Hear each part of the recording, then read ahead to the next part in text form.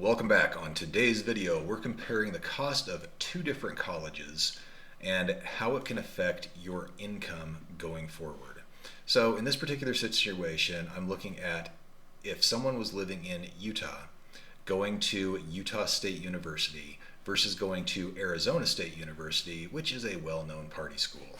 Now, it may seem fun to go to a different school. However, if you are paying for your education, or if your parents are watching the amount of money spent on the education and wanting to make sure they're getting a return on the investment, it's important to understand how that looks.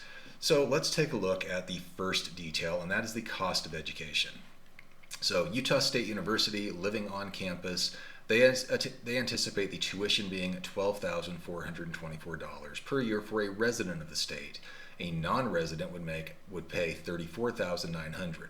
Now, I believe this includes some fees in addition to the cost. You're always going to want to include those because you're going to have books and other miscellaneous stuff. So let's just leave this number as being theirs. ASU tuition, if you were to go there, and ASU is a little bit more difficult to find the information on their website. You have to go through about 15 different steps. So I'm going to use the Webb's version of out-of-state tuition. I believe this is fairly accurate unless you have like a Western exchange discount. Western exchange discount that you can apply. You're going to be paying $30,000 per year in tuition alone. Housing and everything else is on top of that. Now let's take a look at the difference in the cost of housing. This is the Utah State, the U of U, University of Utah housing options for the 2024 to 2025 year, and depending on if you have a single occupancy, double occupancy, triple occupancy, you will be looking at many different types. So in this particular situation, we will take the lowest, and we'll do the same for ASU. Utah generally in this area has a lower cost of housing for different options, and what we'll look over here is we'll take the lowest cost option here, also of $10,732. So just looking at it on the surface, you can see it's definitely more expensive, but what I wanted to do is boil this into a spreadsheet and see what that looks like. So I have scenario 1 and scenario 2 in this particular spreadsheet. This spreadsheet, if you watched our other video of going full-time versus going part-time to school, this was a similar model that we used, but in this particular one, we're not looking at the part-time options. We're looking simply at the full-time to full-time options going to school. So scenario 1 is built on ASU. We're looking at a $30,592 tuition annually, whereas University of Utah would be $12,424. Housing monthly, we just took the number and divided it by 12, assuming they have a 12-pay option, would be $894 and change here at ASU, and University of Utah would be $516. We put in some other expenses as to utility costs, miscellaneous costs, transportation, and food. We did do food being a little bit more expensive in Arizona, simply because we do anticipate a slightly higher cost of living in the Phoenix area. Some of these other costs may be higher and lower also, with the monthly transportation, of course, and the utility costs, depending on how the housing options and what your phone plan is and other things that you may be paying for and what the university expects you to pay for. But for the sake of this video, we're going to use everything the same except for food costs. Now, student loans, if you do take out student loans, and these are the government loans, of course, the undergrad rate is currently at 6.53. Depending on the amount of your loan, it may be between 10 and 30 years. We're going to put that at 20 years here. With the amount of student loan debt that you'll see that we're going to be analyzing, it could easily be 30 years. But for the sake of this video, 20 will be a good round number. And we're assuming that the student does work and is able to get a part-time job that nets about $1,500 a month. That is net, because your taxes, of course, are going to come out. But for the sake of this video, we're looking at what you would take home. We're assuming after graduation you would get a job at about $60,000 a year, and that will depend, of course, on the field that you go into. That is something critical to look at, and we'll take a look at some options in another video about what you can anticipate making after you graduate. But for the sake of this video, we're going to do a 10-year term, a $60,000 income graduation, or income at graduation, and the total window that we're going to be looking at, the period that we'll be looking at, is 10 years. So jumping right in, if you have a $1,500 per month income and you have this tuition and all these expenses, you will have a monthly nut that you have to make of $4,343, leaving a gap of over $2,800 per month. How do you make up that gap? Well, student loans most likely. The annual gap on this particular case would be $34,000 per year. And your total student loans that you would have to take out over the course plus interest would be $172,000 and change. Your total tuition would be $122,000 over the course of a 4-year degree. Hopefully you graduate in 4 years. Your housing would be $42,900. Your other costs, all of these costs would be $43,200. Now, let's hop over to what it looks like after graduation. You make a $60,000 annual income.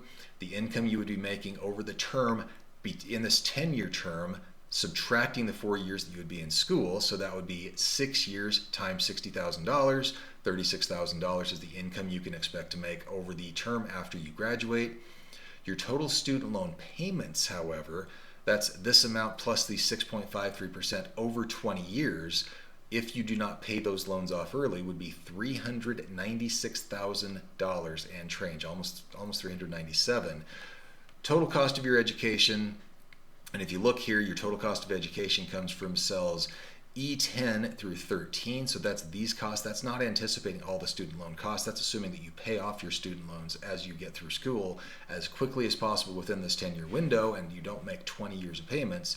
You're looking at a total cost of $605,408, which means your net 10-year return is a negative $245,000.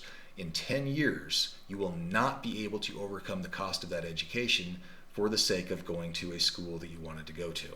That's a fairly significant cost, and you need to look in this scenario at, is going to that particular college worth the difference? Are you going to get a boost in education? Are you getting a boost in the income? Are you getting something that offsets not being able to make a positive return in 10 years?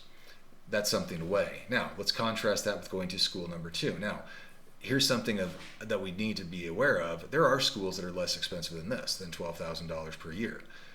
If the quality of the school does not matter to your field, and from being in a hiring position a number of times, usually the school that you go to only matters the first couple of years, if at all. Most people want to see that you have that degree, see that you have the skills, and then you start based, and your income is based on the value you add to the company, not the school that you went to. There's obviously exceptions in the academic fields, in the medical fields, in some of the finance fields. The location that you went, the school that you went to get your education does matter, but not all. So in this particular case, your education cost annually is $14,424. We already went all through these costs. Let's look at the difference here. Same monthly income. The tuition expenses is $2,300, your monthly expenses are $2,300 versus $4,300. Your monthly gap is $800 versus $2,800, so a significant difference there. Your annual gap is $10,000 versus $34,000. You save $20,000 annually. Your student loans over the course of 4 years are $51,000 instead of $172,000, so you save $120,000 there. Your total tuition over the course of 4 years is $49,000. Total housing, $24,000. Other costs, roughly the same. And when we get into the differences here, the total income, again, $60,000. The income over the term is $360,000, so we're the same there. Your total student loan payments, however, are significantly less, by less than half. Your total cost is about a third, and your net 10-year return is $123,000 positive versus $240,000 negative. That's a fairly sizable difference. If you do not pay off your student loans, you'll have ongoing student loans of almost $500 a month versus $1,600 a month. However, with this being positive, it'll give you the ability to actually pay off student loans quicker. So make sure you're taking this into account. Now, when would it make sense to go to a more expensive college? I would say if it's not a party college, or if it has a higher quality that generates significantly more income, if you're able to, let's say your income at graduation, because of the college, because the quality of education, or because of the reputation of the college is so much better, you're able to, instead of making $60,000 a year, let's just say you're able to make $120,000 a year, and that is not unreasonable. There are lawyers, physicians, academics that are definitely making significantly more income, and if that's the case and you're able to generate significantly more income, does it make sense? Well, even in this education scenario, that still doesn't make sense. But if you're able to make $200,000 a year, all of a sudden then these numbers make a whole lot more sense to spend more money on the quality of your education. So these are the types of things that you need to look at when going to a different college, as opposed to, hey, it's just more fun.